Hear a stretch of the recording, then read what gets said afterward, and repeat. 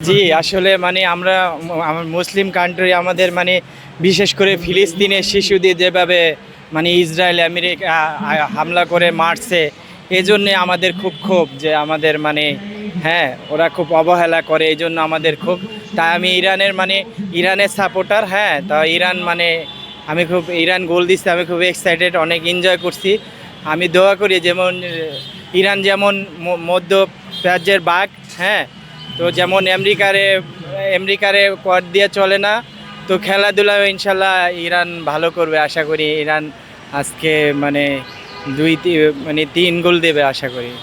হ্যাঁ। ইরানের গোল দেখে কি মনে হচ্ছিল নাকি যে নিজের দেশে গোল দিয়েছে? জি।